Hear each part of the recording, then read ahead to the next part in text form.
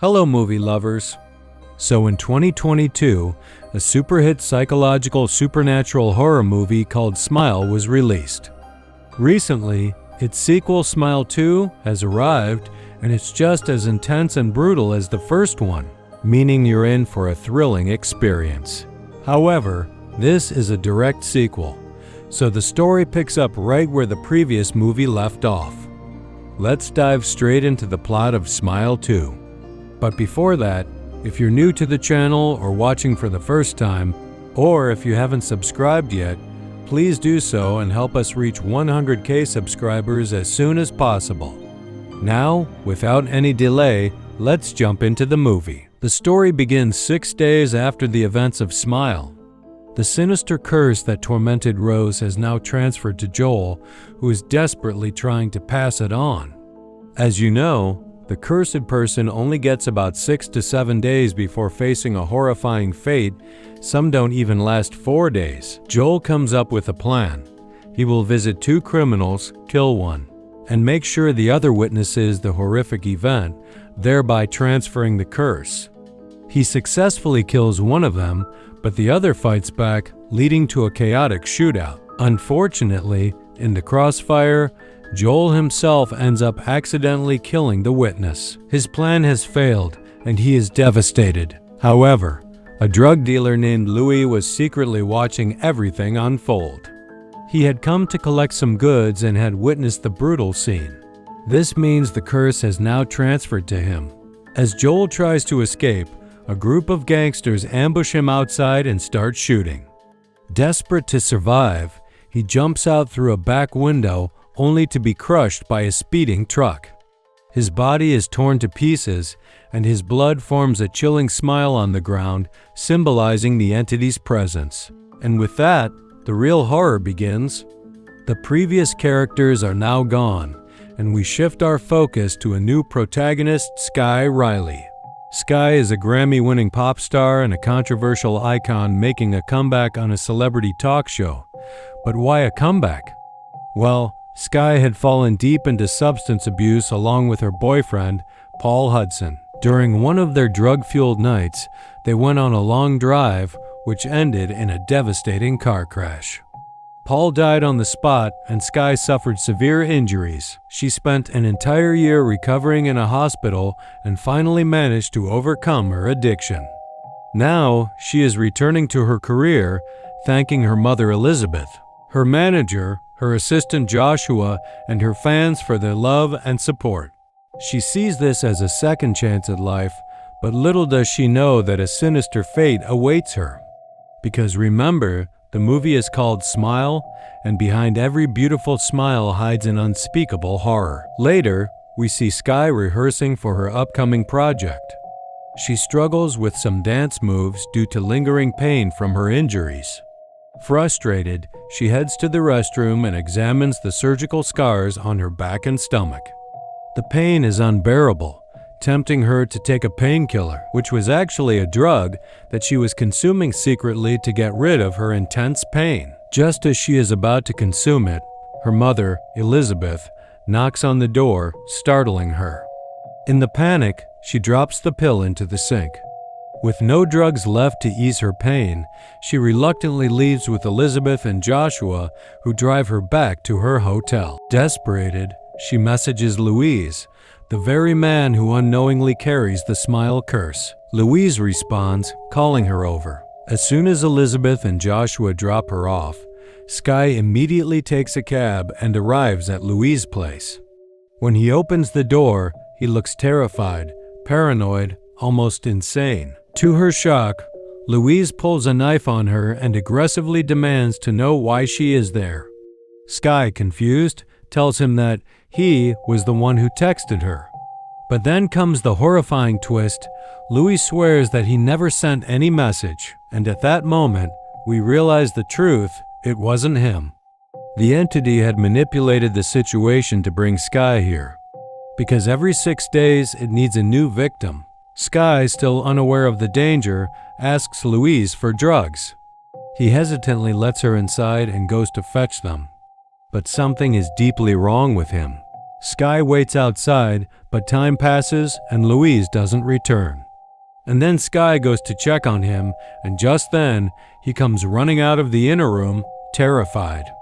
Something was haunting him. He looks upward, completely horrified, but Skye can't see what he's looking at.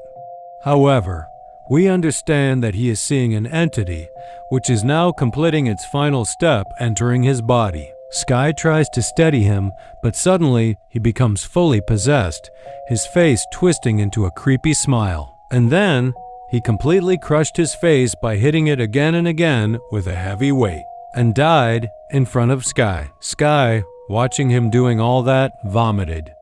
She tried to call 911, but thought that her past history is also related to drugs. This can ruin her career again. So she quietly left. But now we know that the curse has been passed to Skye. That evening, Skye returns home, still disturbed. As she brushed her hair, more strands fall out. The stress is getting worse. Finally, she went to sleep. However, she heard some unsettling noises. She gets up and sees here and there, but found nothing. So now, those horrible things have started to happen with her too. The next morning, as she was on set, she was quite disturbed. Her mother Elizabeth, noticing her disturbed behavior, suggested her to contact her best friend Gemma, with whom she was no longer talking since 1 year after some complications in their friendship. However, his old friend arrived, inviting her on a charity event, for which Skye happily agrees. The next day, we see Skye getting photo shoots in different costumes, but she felt uncomfortable while wearing one costume. However, she comes back to her cabin. Here, she was a bit worried as she vomited watching Louise crushing his face that night. She was afraid that her DNA might be found from the scene. So she started checking it on Google. She couldn't even talk about that with her mother or her assistant Joshua. So she decided contacting Gemma. But suddenly, she got a message from an unknown number asking if she was with Louis that night. This made her so much worried, as this means that there was someone who knew that she was there that night. As she was thinking about all that, she suddenly heard noises similar to that night. Afraid, she started looking around her, but she found nothing, so she turns back to mirror. As she looks in mirror, she sees Louis standing behind her. He forcefully puts his fingers in her mouth and made a smile on her face. This made her scream loud. Her mother immediately came inside. And like always, everything was normal. Skye didn't tell them anything and said that she just saw a spider. She further said that she won't wear that dress as that surgery cut mark on her belly is showing up. However, her mother tries to lighten up her mood. In next scene, we see her project completion and a fan meetup, in which different fans came to meet her and took pictures with her and got her autograph. Just then a creepy and freaky man came. He took her autograph on a shirt and grabbed her while taking the photo. Further, he told her to come with him and started molesting her. However, security came and took him out. She got so much scared and worried. After that, a little girl came. She had a still and creepy smile on her face. Watching her creepy smile, she felt uncomfortable. As she reaches home, she felt quite disturbed. Finally, she decides to call Gemma, gathering the courage to apologize and ask for help. Gemma, though hesitant at first, agrees to come over in 45 minutes. Skye tries to lighten her mood, drinks water, plays the piano, and starts singing. But then, out of nowhere, her glass water bottle falls off the table and shatters on the floor. Startled, she checks the main door. It's still locked. Breathing a sigh of relief, she grabs a mop to clean up the mess. That's when she saw a t-shirt on the floor, the same t-shirt she had signed for that creepy man at the event. As she looks further, she sees his clothes scattered all over the floor, even his undergarments. With growing dread, she looks toward the room, and there he is, completely naked, standing right in front of her. The lights go out and the man aggressively runs toward her. To escape, she rushes to the main door and opens it, only to find Gemma standing outside. She invites Gemma in, grabs a lamp, and prepares to confront the man. However, she notices that the glass bottle is perfectly placed on the table and that there are no clothes scattered on the floor, indicating that everything she experienced was just a hallucination. She then talks to Gemma, who asks her what's wrong. Skye apologizes and thanks her before asking how she arrived so quickly. Gemma responds, "What do you mean quickly? You called me an hour ago." Skye is shocked because, to her, only a few minutes had passed. Still, she composes herself and tells Gemma about the nightmares that have been haunting her, the strange things she keeps seeing, and how Louis took his own life right in front of her. His smiling face now haunts her everywhere. She asks Gemma what she should do. Gemma comforts her and insists on staying with her for the night. That night, Skye wakes up terrified from a nightmare about her accident. Gemma asks what happened, and Skye confesses that she is overwhelmed with guilt. Her mind is filled with chaos and noise, and she feels trapped in darkness, unsure how to escape. Gemma bluntly says, "You are a bad person." Skye, shocked, asks what she just said, but Gemma only gives her a creepy smile. Skye grows even more frightened as she sees visions of her accident flashing before her eyes. She panics and suddenly wakes up Gemma isn't there.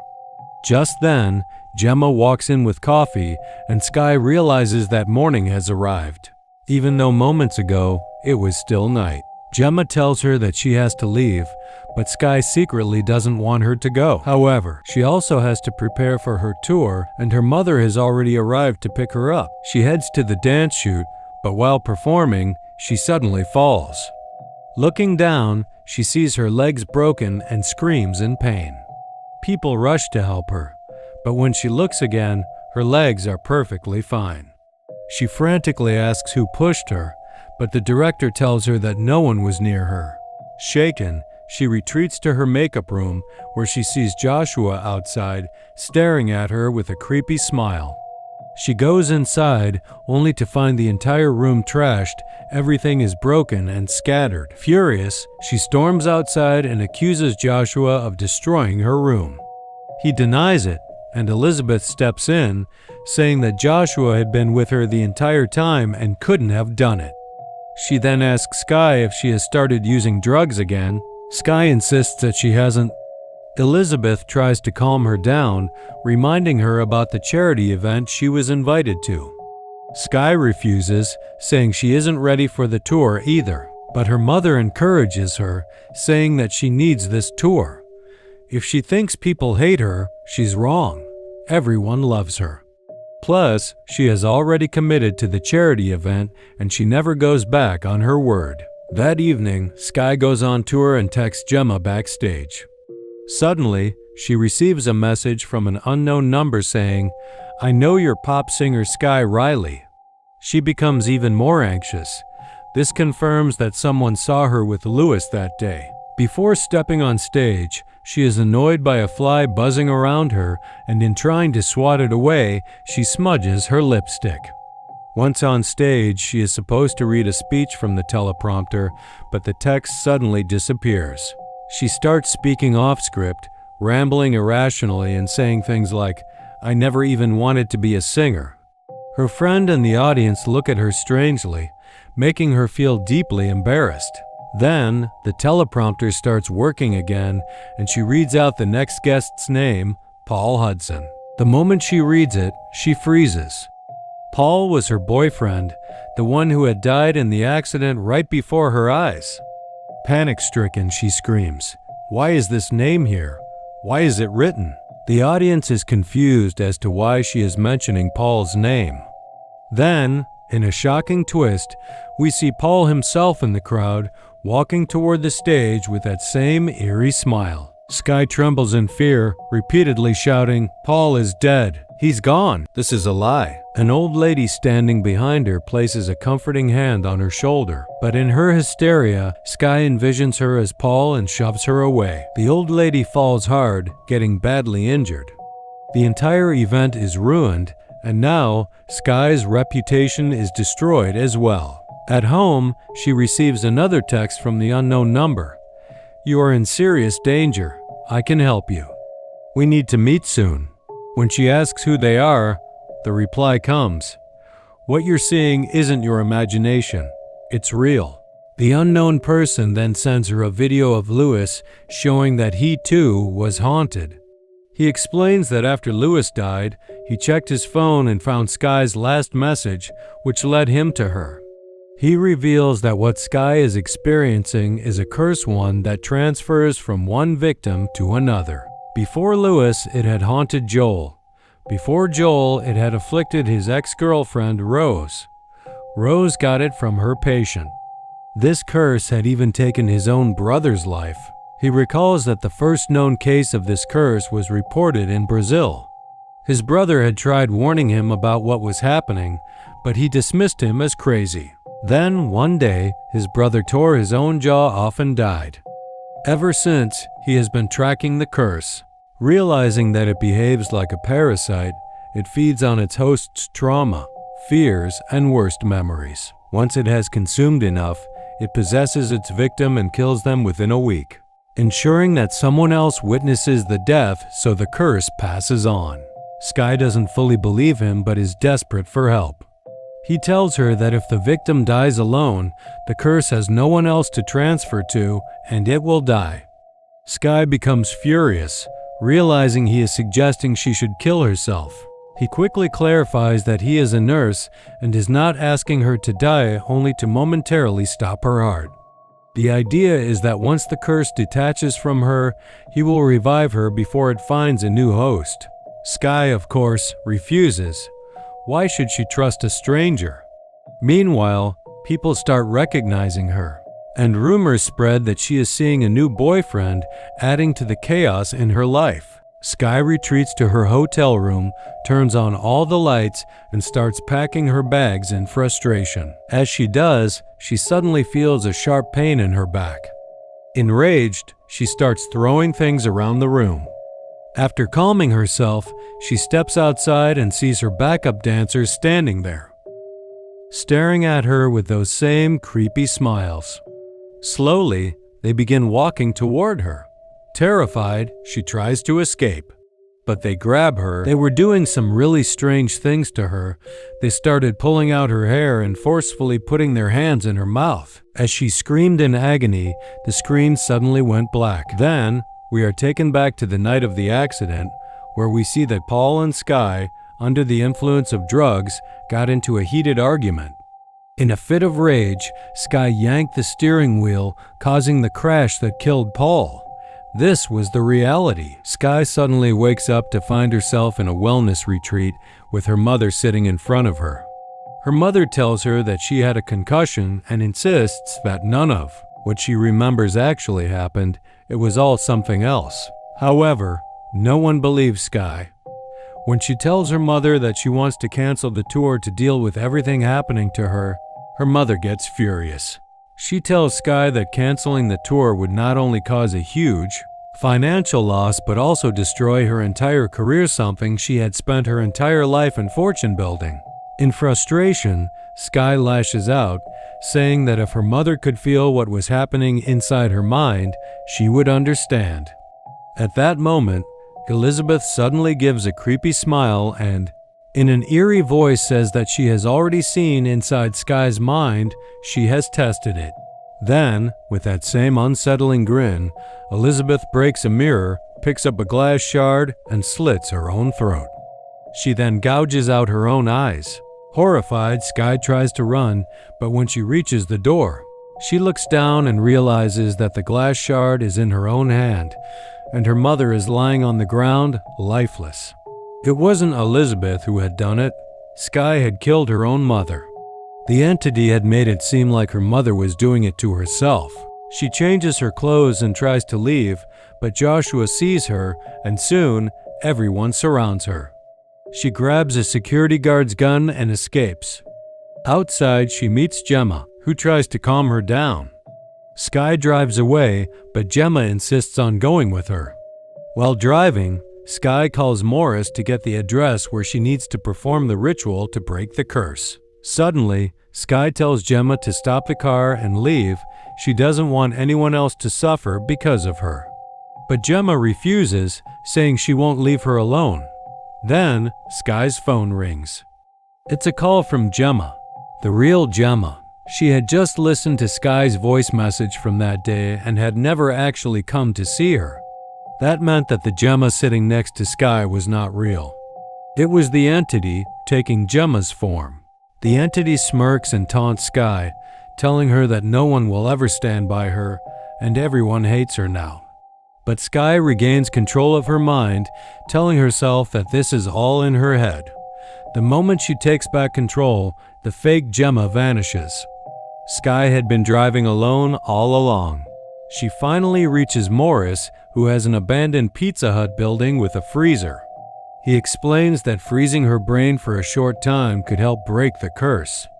Since the brain starts shutting down before the heart stops completely, they need to time everything perfectly. He tells her the process and injection will stop her heart temporarily, and then they will restart it. Morris steps out for a moment, and suddenly, Skye sees her own dead self from the accident, hanging from the ceiling and hunting her. The entity, in the form of her worst trauma, her own evil self, attacks her. It tells Skye that it has been waiting for this moment. Just as the entity tries to take control by forcing its way into Skye's mouth, Skye takes control once again, slashes its hand, and injects herself with the syringe to stop her heart. The entity panics, pretending to cry, but then suddenly starts laughing. It had been playing with Skye's mind all along. The truth? Skye had never actually injected herself. It was all another illusion. Before she can react, the entity locks her inside a closet. When the door opens, Skye is shocked she is back on the first day of her world tour. Thousands of people are in the audience. Her mother, her director, and even Joshua are all there, alive and well. It's as if everything she had gone through had never happened. But then, we see the hunting cube where the entity's real form is finally revealed. It is a massive skinless monster with a terrifying smiling face. It emerges and, just like before, forces itself into Skye's mouth, completely possessing her. No one around her can see what is happening. Just like in the previous movie, the possession has reached its final stage. Now fully under the entity's control, Skye's face twists into that same eerie, disturbing smile. In front of thousands of people, she takes a microphone and violently shoves it into her eye, killing herself. But this time, the curse spreads in a way it never has before. Instead of passing on to just one person, thousands of people in the audience witness Skye's horrifying death. Meaning, the curse has now reached a massive scale. The entity has figured out that people have started finding ways to break its curse. So instead of passing from victim to victim, it has now infected millions. And with that, the cycle of the Smile entity continues. Boom! That's how Smile 2 ends. So I hope this breakdown helped you understand the movie better.